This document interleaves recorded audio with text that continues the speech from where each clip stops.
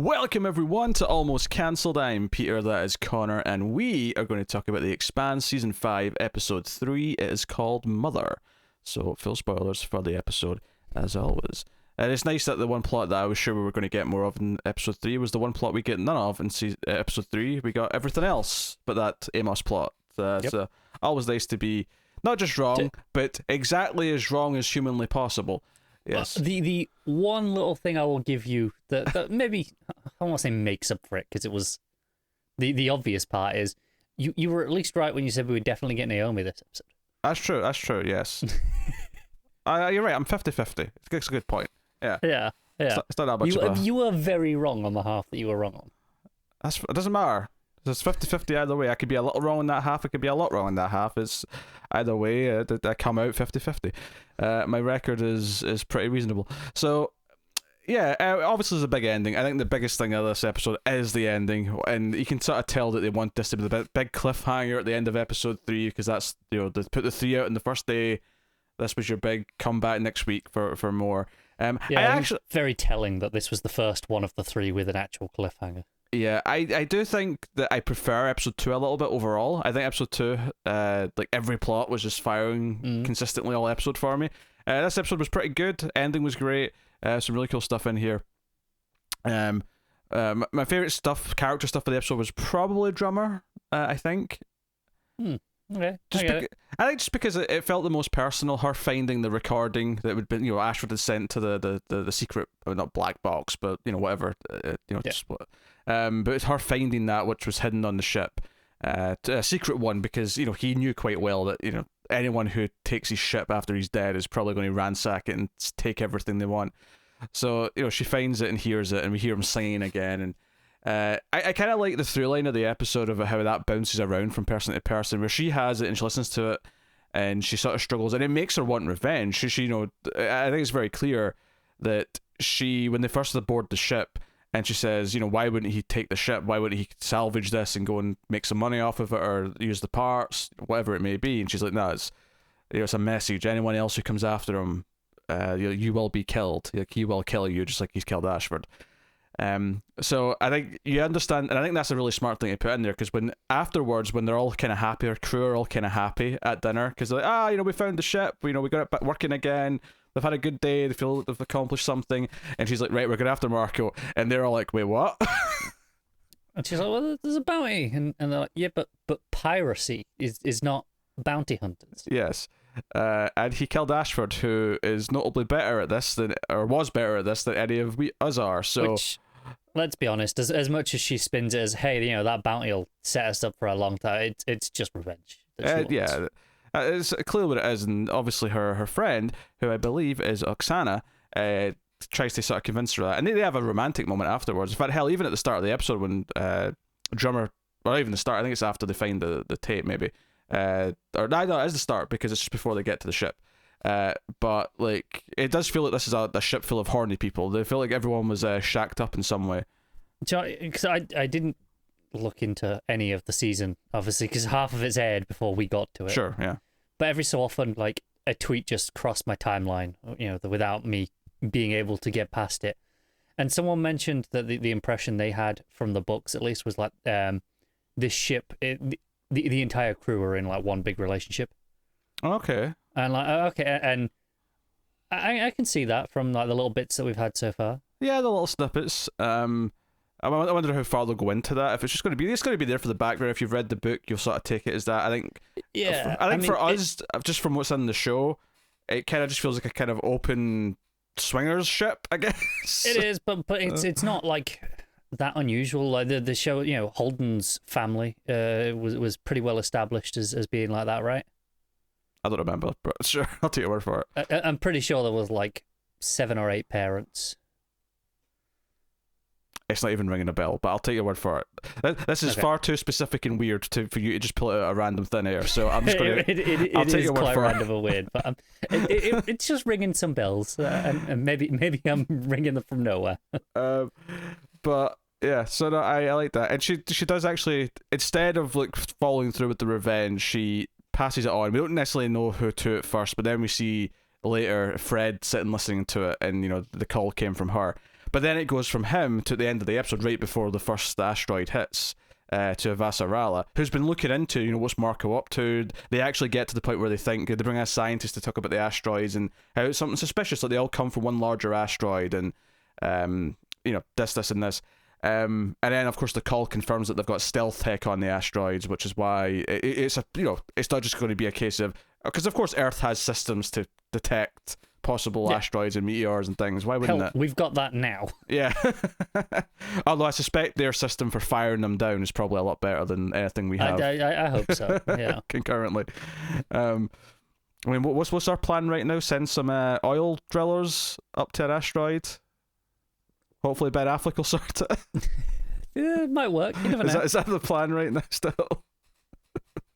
On a side note, if anyone's not seen it, there's a clip of it on YouTube. There's a clip from the commentary track of Armageddon where Ben Affleck talks about the time he tried to ask Michael Bay why the movie's plot was what it was, because wouldn't it be easier to train astronauts to drill than it would be to train drillers to be astronauts? It's a great little clip of just Michael Bay just getting mad. I imagine the answer was, don't think about it too hard. Pretty much, but and a lot more angry. Like, why are you bringing me these stupid questions, actors? Shut up, go back to work. But it was a really funny clip. I recommend it. I'm not necessarily a big Ben Affleck fan, but I did enjoy that clip from the commentary track. But anyway, so yeah, I love the visual here. They do have the big visual effect of the tidal wave and the blast at the very end, but I did like that the first impact with the first effect is actually in the reflection of this guy's visor who's on the beach. Yeah. What to me it looked like a Nordic country. I don't know if you'd agree with that assessment. I could believe that for sure. Well, the text was foreign, and it looked like I don't know if it was quite Russian enough, but then like the look of it made me think, this looks like it could be somewhere in Scandinavia kind of region. Yeah, but if you tell me it was like Siberia as well. Yeah. Sure. I could believe it. I'm sure we'll find it. I'm sure it'll come up next episode. I'm pretty sure it'll be important. Yeah. But notably, I think it's the other half of the planet away from Amos. So Amos, I don't think, is going to be in direct danger. No, yet. And we did have the scientists tell us about the rough size of the asteroid and how big of a blast radius it was going to be, and they gave us a figure. I can't remember off the top of my head, but it was like a reasonable size nuke from what I remember, but not like planet destruction levels, but just like city destruction levels, for, sort of like your standard basically. So it'll be interesting to see what the difference is later. Your standard nuke, just that's all it is. yeah, but I think that's a pretty fair. Like, okay, if you think of a standard, yes, we're gonna nuke somewhere. Everyone has that visualization of okay, we know roughly what that destruction radius is. How often do you think about nuking somewhere? Just I don't know.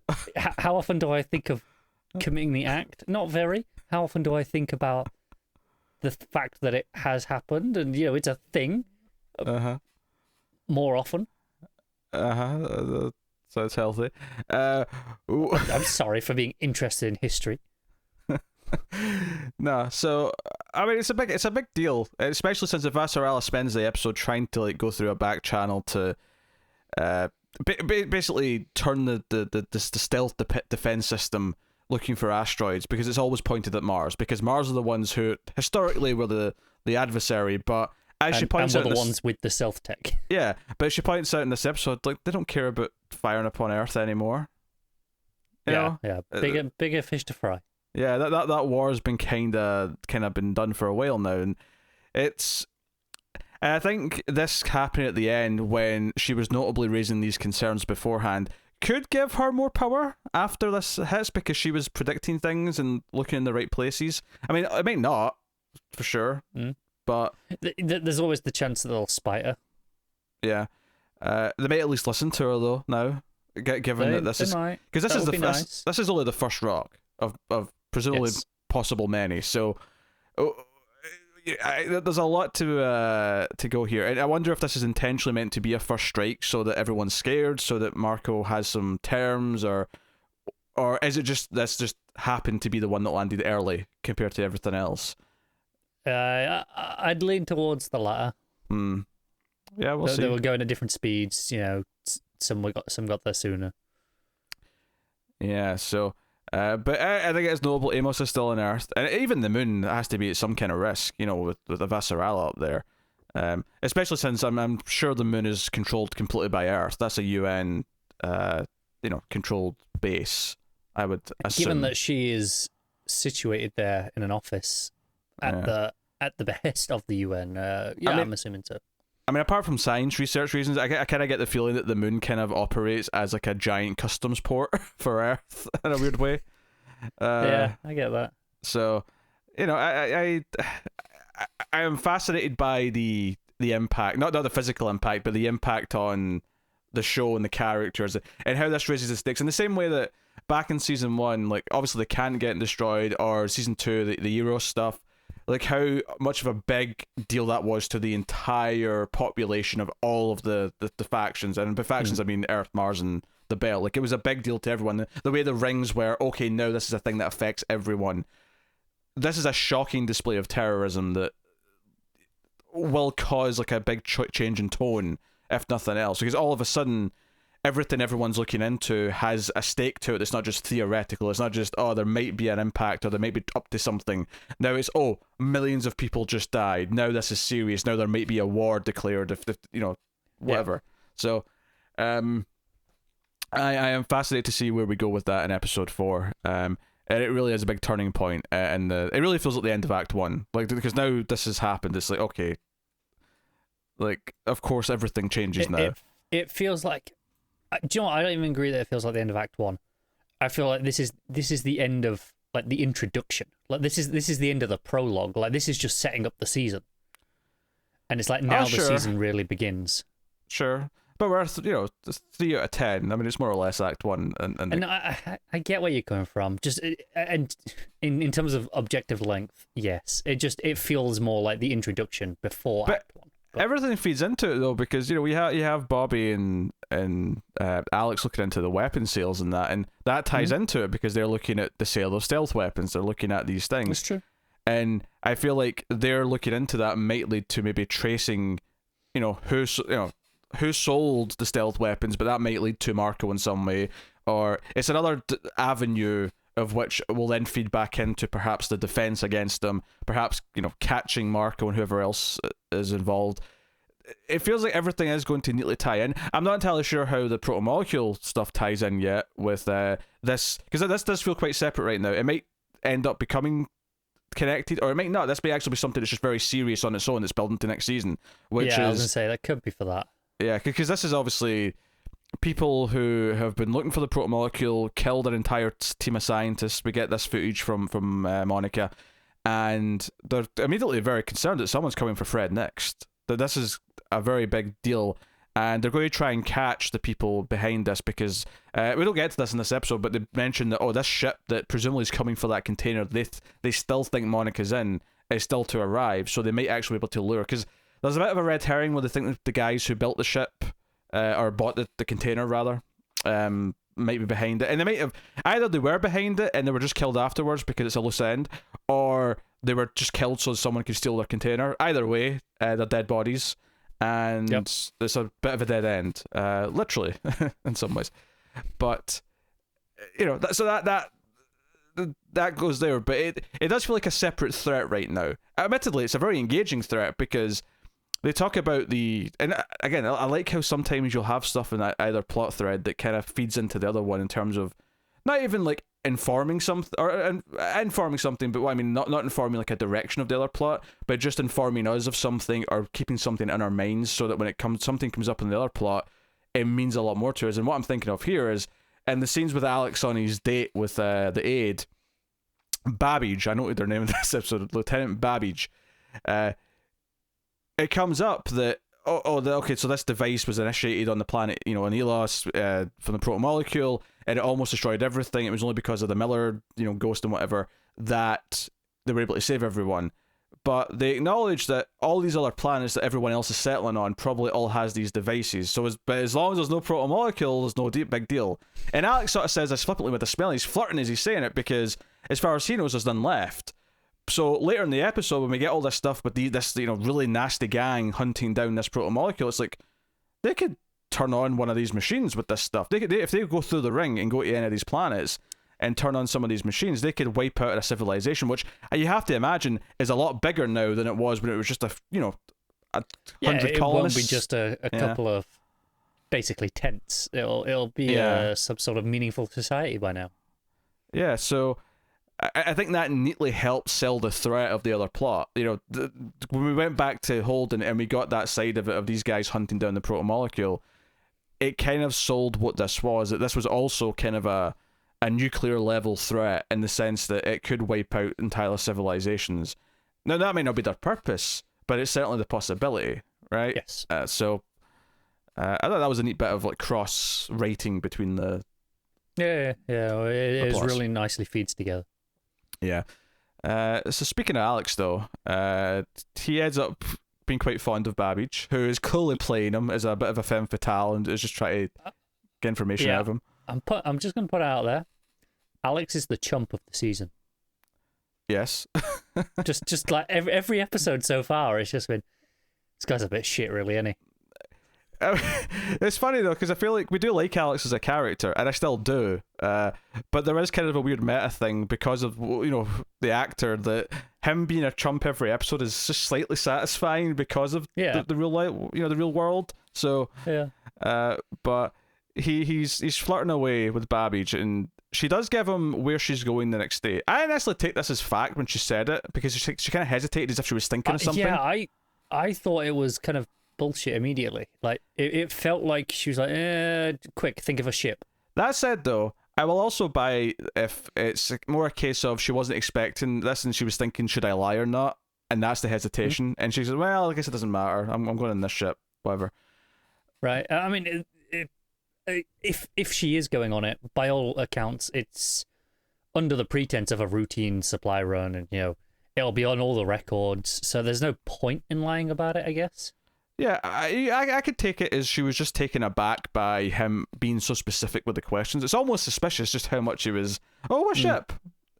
And on the one hand, I'm like, okay, he knows the fleet. He was in this, this navy. I buy it. Pilots are interested in the other ships. So, he wants to know, but she's taken aback and she hesitates. But this leads to what they're going to be doing next episode, presumably. If it's not, maybe we'll skip an episode and come back to it, but they're going to use the Razorback to try and spy on this and get the supply line, see who's involved, because they're going to be smuggling things. They assume anyway. They're thinking they're using this to hide in plain sight. Right, because Alex has a little bit of an encounter as he gets home, with a couple of goons waiting for him. Yeah, a man and woman jump him and inject him with some truth serum. So, which I have to admit, I did get a good couple of chuckles out of this. So his reactions and the way he was responding to the questions. Do you know one of the things I'm going to praise about the writing here specifically is something that is a trope with truth serum that I hate. I really hate. And this avoids it. It's what usually happens is, and Alex asks the question, he goes, what did you just, inject me with? And usually, the person on Marla will be like, oh, it's truth serum. You're going to tell us whatever we want. They don't say anything. They just leave it. And it's like the audience can figure it out pretty clearly. Yeah, it's pretty obvious. Yeah, it's pretty obvious. I think I appreciated the way he responded, because most actors play this the same way, more or less, where they'll be kind of like hi and they'll kind of like answer questions with a smile on their face and whatever. And he does that, but there's a couple of times where he'd answer a question and he would almost kind of lie about it, but then sort of go, nah, I'm just kidding. This is what it is. It's sort of as if like, it's not that he was getting around it. He was still telling the truth, but it was kind of like going through this little roadblock in his mind of getting there, which I kind of liked. There was a little bit of resistance. Yeah. But Bobby, of course, was coming to see him anyway to like get the info and what happened on the recon date. I think, honestly, this is probably my biggest complaint about the episode, if I had to like pinpoint something, is just this typical contrivance of just, it's easy that she shows up at exactly the right moment. Is it a contrivance though? I mean, she was going to be there to talk to him about what happened on the date. I think it's because it's the exact moment as as this is happening that it felt just a little bit TV, I guess. I see what you're saying, but if you're going to have her walk in during this meeting, I completely get why the instinct as a writer or as a director, which by the way, Thomas Jane directed this episode. I noticed that in the credits. Oh, okay. Nice. But I get the instinct to go for the comedy beat of it being at that moment when they just find out about her, and she walks in and is like, hey, what's going on? And of course we get to see Bobby kick some ass, which is always enjoyable.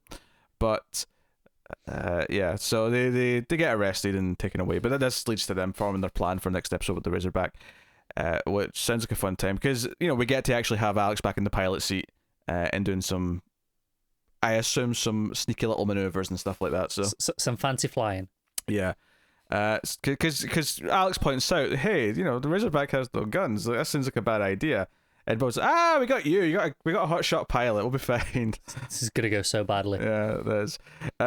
So that was good fun. Obviously, Naomi's plot, going to see her son, which was actually a bit simpler, at least in this episode, in terms of what I thought it was going to be, which was just she encounters some people from her past, bonds a little bit, asks to see her son. They're hesitant, but the guy, Sin, his name is, Cyn, it's spelled, he does seemingly pass on this message because Philip comes to see her. And I think in the same way that we appreciated the Alex with his wife stuff from episode 1, I think I appreciate that, yeah, I mean, he would be pissed at her and would have this hostile reaction to her because she abandoned him as a child. And I think that's what makes Naomi's backstory interesting in a way that, again, could be very TV generic, abandoned child otherwise, is that we've met Marco. We know that she left this man because this man was leading her down this dark terrorist path, and it's a completely understandable decision. But in saving herself, she had to choose to abandon her son. And I think we all sympathise with it. I think watching this, we sympathise with this because it makes complete sense.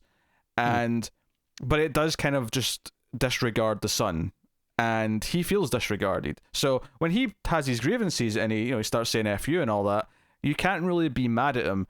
I mean, we're also thinking in the back of our heads that he's been brainwashed by his father into also being this little terrorist shit. So yeah, but she did leave him to be brainwashed by his father. So. Yeah, so it is kind of on her. So even at the end of the episode, when he does, attack her with he shocks her and they basically steal her ship and kidnap her at the end of the episode.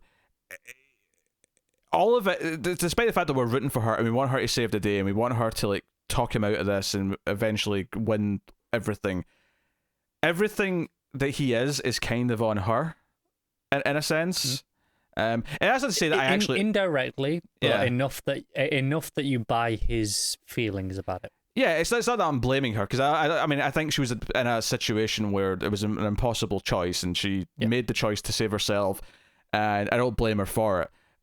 It's completely understandable. But from the perspective of how she feels about him, and she feels this guilt about leaving him behind, and how he feels in his anger towards her, you completely get why you sympathise with everything that's happening, as to why she feels like it's on her, so that it makes it all this more... Like, when she wakes back up, I don't think she's going to be angry at him. I think she's still going to want to try and break through to him. She's going to want to try and talk him out of whatever evil thing he's about to do in the name of his father. Yeah, almost certainly. That's presumably going to be how she is for most of the season here. I mean, I'll be surprised if it does manage to push her over the edge, away from that. I think it would be potentially quite interesting if he does show that he's so far gone that there is no bringing him back. To the point where she realizes, okay, he's just an evil person now, and I just have to deal with that, and I have to help other people deal with whatever they're doing. That could be a very interesting plotline for her to see that there's no salvaging him now. Obviously, there's always a temptation, I think, for writers to go down the other path, which is try and at least make him doubt his father by the end of the season. Yeah, I think that's the choice I'd expect them to go with.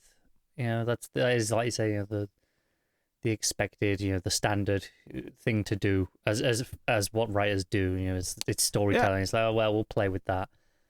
I don't have a problem with either path. I think as long as they earn the moment, as long as we spend the season with her successfully doing it, I have no problem with it. Yeah, I think for me, doing the or maybe he is too far gone might be more interesting because we tend to see it a little bit less. But that doesn't mean there's anything wrong with doing the other way, and if they do that, I'm sure it'll be good. Yeah. So that was that plot. I think the episode, like I say, the emotional stuff with the drummer side of things And I think her reaction, her listening to that tape for the first time, was probably my moment of the episode. Or maybe it's even with the ending, because the ending is pretty big and shocking, and it's like, okay, all right, now shit's hit the fan. Right. So it's obviously a big momentum shifting episode, and I'm excited to get to the next one and kind of see where we go. But no, like I say, I really appreciated the through line of the tape sort of bouncing around people, but in particular because, and I think why I like it's not just because it connects everything. I like it because each person's motivation and choice to send it on was a sort of noble gesture. For drummers, in drummer's case, it was the choice not to take revenge and do the smarter thing rather than the passionate blind fury thing. And in Fred's case, it was in the idea of like keeping a level of peace with Earth, and it's not about us destroying them. Obviously, that's how Marco sees it. It's more about having a relationship and benefiting each other, and not being the third class to Earth's first class. Like, we want equality, and part of that is making sure we can go back and forth. So him making that choice to send it to Vassar. So each time it was sent forward, there was a kind of a nice character choice behind it and what it meant about what that character believes in, and I like that. Yeah, and also I thought it was interesting that we did spend some time with Avasarala and didn't have any reference to Amos's plot, at least not that I remember. Like, there was no acknowledgement of her getting his message, or that she was sorting that out for him. That was just kind of ignored, which I thought was an interesting choice, because usually when you do that, even if we're not seeing Amos this episode, we'll just have her acknowledge it to remind us that it's going on. Yeah, no, we had obviously stuff with the scientist and her guy. I think that's Admiral Delgado is his name. Apologies if I'm just. It seems like the obvious choice in the credits here. But he essentially tried his best but failed and says, I'm backing out now. Like, there's no pushing this further. And again, maybe his attitude about pushing it further might change a little bit given the events at the end of the episode. But there is a personal moment for her. She calls her husband and leaves him a message. First time she spoke to him in a while. Obviously, they're in fairly shaky ground. So we'll see. Again, the idea that she has her husband and her family back down on Earth. And honestly, now that I'm thinking about it, it was kind of neat to remind us that she has, a daughter who has children who are going on their way. That just last episode. Yeah, right? that's just last episode. So they're on their way back to Earth. They're presumably probably already back by now. So the idea that we've got more characters who are tied to our characters who are on Earth, on top of just having Amos, running around down there, I think it's very smart. It gives us a lot of stakes down there. Yeah, it gives us enough various faces that are in different parts of the world. I mean, or different cities at the very least, I'm assuming. Just enough to give us the sense of connection across a wider scale than just, okay, there's one city that we care about. And maybe even, I don't know if this is intentional in the same way, but even just something as simple as Holden talking about his farm in episode 1 again, or episode 2 might have been, but whatever it was, the idea that we're reminding us of all these connections that characters do have to Earth in some way. Yeah, that's very possible. So I appreciate that. I think it's smart, because one of the biggest complaints we have about basically any sort of story that has like a Earth threatening event, whether it be a supervillain or apocalypse or whatever, is that we're expected to care just because Earth's in danger, everyone will die. But it doesn't really matter if we don't care about some specific people that are there. And it's almost silly every time we bring it up to say that out loud, but it's kind of true. Like, when it comes to movies and TV and written stories, saying that Earth as a whole is in danger is just a bit generic and not enough to make me actually care. I think the sad part is, for a lot of people, most people, that translates to reality, not just stories. I think part of it is just humans aren't built to comprehend at that level, but it's why, on the whole, for example, society struggles to deal with things like climate change, because it's hard to, motivate that many people to do something for that scale, as opposed to just, well, you're saving one person from, I don't know, being hit by a car or something. So the scale of it is hard for for most people to comprehend, I think. That's fair. I think that's almost opening a can of worms of another discussion, but I will say I think the thing that translates back to it is putting a face on people who are affected by something is the important part. So I don't think it's a bad thing that we feel that way in fiction. I think the important thing is to learn the lessons of it and apply it back to the real world, which is, looking at how different parts of the world are affected by, okay, you've given the example of climate change. You know, it's one thing for someone to shrug it off and say, well, I'm not living in that one part of the planet that's now constantly in tropical storms because of what we've done.